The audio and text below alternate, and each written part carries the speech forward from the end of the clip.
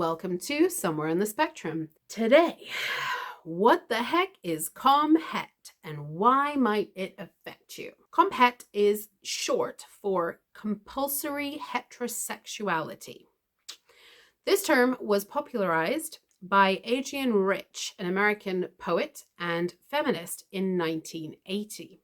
She wrote an essay entitled Compulsory Heterosexuality and the Lesbian Experience, in which she shared that the societal belief that women have an innate preference for romantic and sexual relationships with men is incorrect. The CompHet theory suggests that heterosexuality, which is the attraction to the opposite sex, is enforced upon us. Think about it. From a young age, our brains are filled with a very specific romantic picture. Whether it's Sleeping Beauty and her prince, Elizabeth Bennet and Mr. Darcy, or Dirty Dancing's Baby and Johnny Castle, it's always a girl falling for a guy. On advertisements, we watch men propose with diamond rings to girls. They wear aftershave to attract girls. In music, we hear boys singing about girls and girls singing about boys. Every part of our culture is obsessed with the idea of heterosexual attraction. And how about you? When you see all of this romance happening around you, what does it make you feel? If you have no need to be in a relationship, you're weird.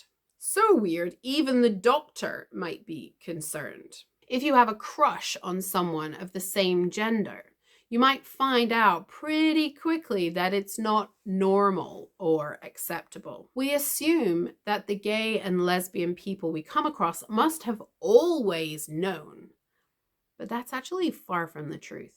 In addition, research shows that if you're neurodiverse, you're much more likely to not fit the traditional cisgender, that's male-female, heterosexual mold. And you might not notice until one day you meet someone and everything changes. This process of late diagnosis for autism and ADHD can throw everything in your life into question.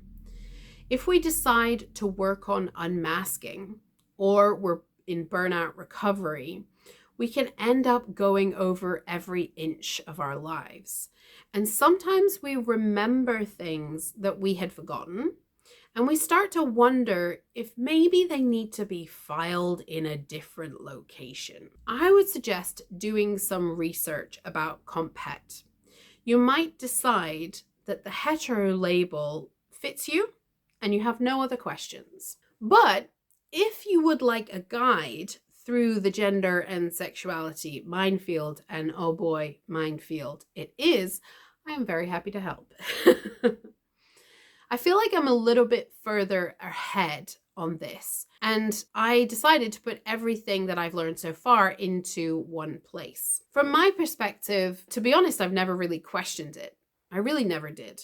I just assumed that I was straight. That's pretty much it. I just assumed I was straight. I would say it wasn't really, definitely until post-diagnosis. I would say maybe reading some books and post-diagnosis and hearing other people's stories started to make me think about my own life and question whether I was quite as straight as I thought I was.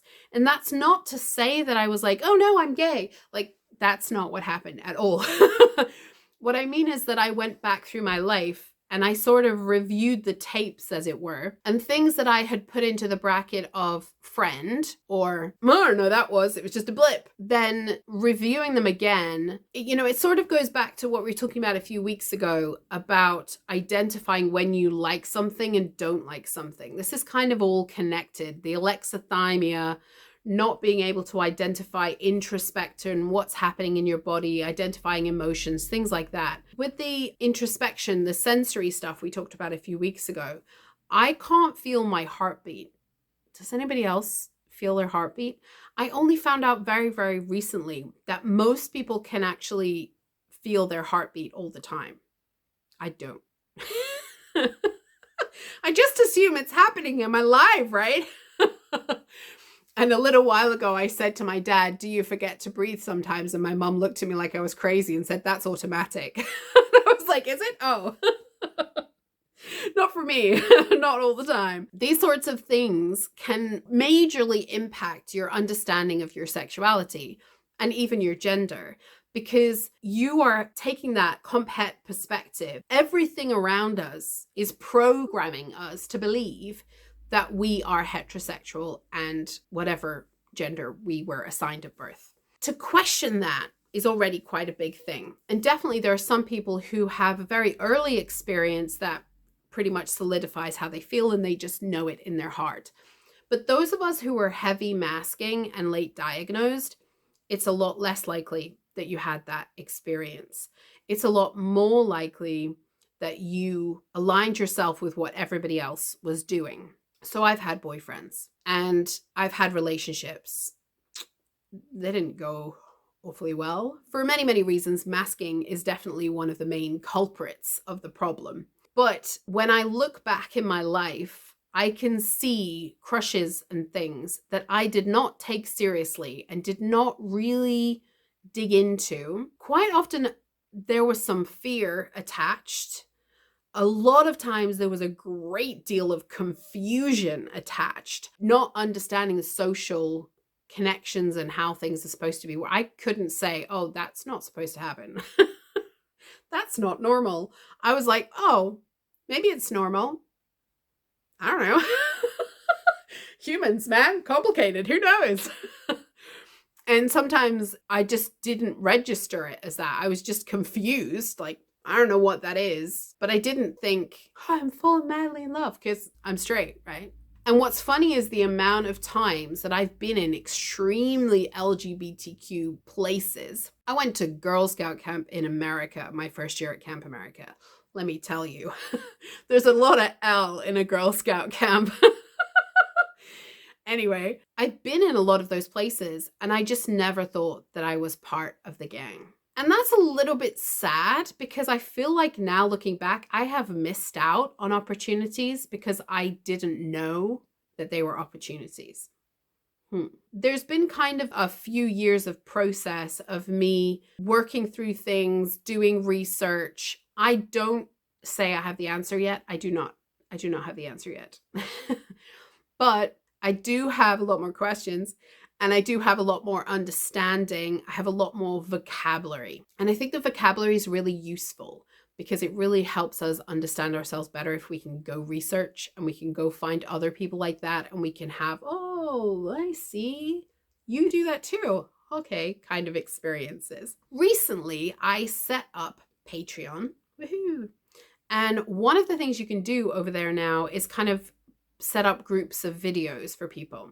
So what I've done is created a gender and sexuality course. I make courses in other parts of my life, so it sort of made sense to make a course on this thing too, especially because the autistic people that I speak to, this has come up a few times and everybody's pretty confused. So I figured if I could make a guide, kind of, that might be helpful. I will put the link in the description to the course. It is a video course with some readings from books, a lot of new vocabulary for you to learn. And I've also created a workbook that you can work through in your own time. It will give you a lot of new sort of ideas of possibility, really, is what we're looking at. Ideas of clarification that actually you are more normal than you think you are. There are lots of other people out there who have the same experiences as you, experiences that you might have decided were really weird because of your heterosexual experience. But actually, if you have the right vocabulary, you realize, no, actually, you're fine. There's just a word for it. So it'll give you lots of new vocabulary, insights into all of the different kind of options available for gender and sexuality that aren't cis-het, and you probably haven't thought about it. Honestly, you probably haven't realized. There are probably things that people have said to you, if that's weird or and you probably didn't realize that actually it was perfectly normal. Even if nothing changes, even if you still determine yourself to be cis-het, you will understand the LGBTQIA plus community a lot better after doing this course. You will have more confidence in who you are and what you want. The course is standalone, so you do not have to join my Patreon to do it. You can just only do the course, and that is totally fine by me. Feel free to drop any questions in the comments here, and I hope that the course is helpful if you decide to do it. See you later. Bye.